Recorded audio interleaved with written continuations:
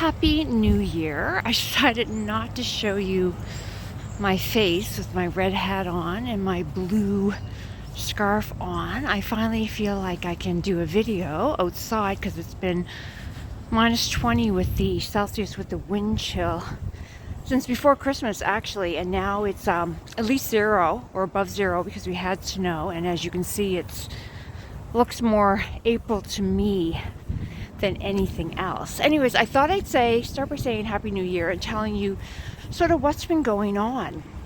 At the end of the year, I was thinking about how I want to go into the new year, and I always look for a word of the year.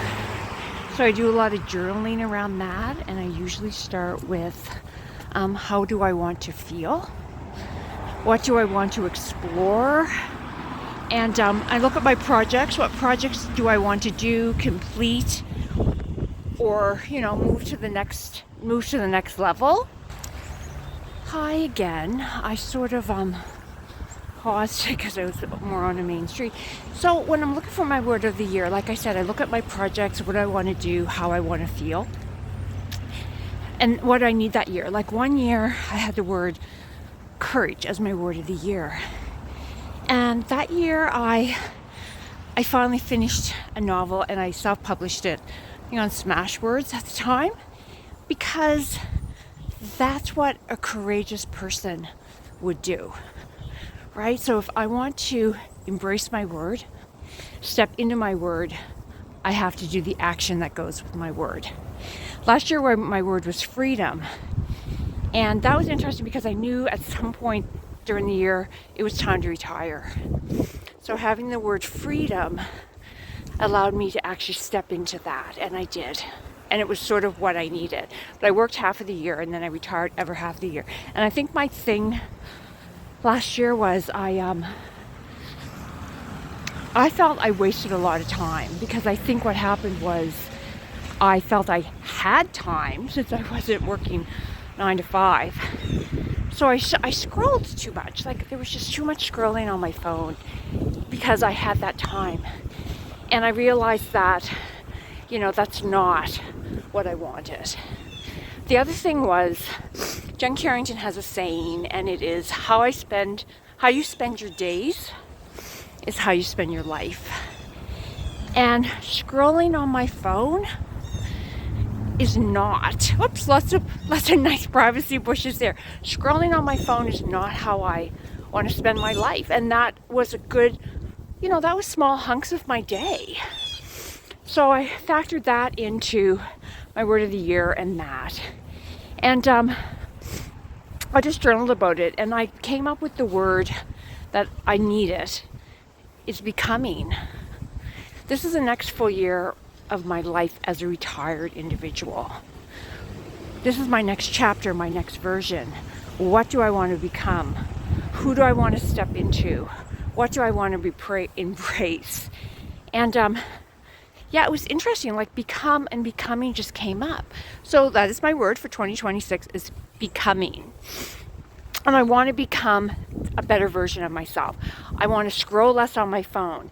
I want projects. I want to be creative. I want to embrace my creativity. I want to explore more.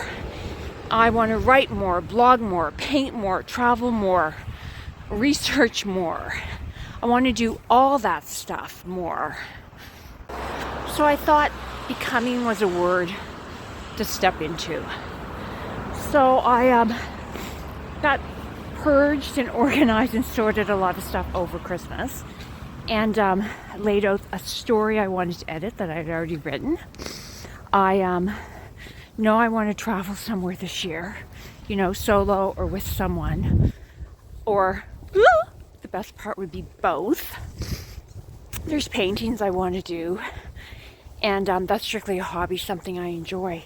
But I want less time on my phone, and I want to become. I want to be more creative, more exploring, more curious, because I do, like, how I spend my days is how I spend my life, and I want my days to be full of curiosity, creativity, exploring, seeing what projects are out there, what projects do I want to do, positive conversations, connection with people that want to make things happen and also explore.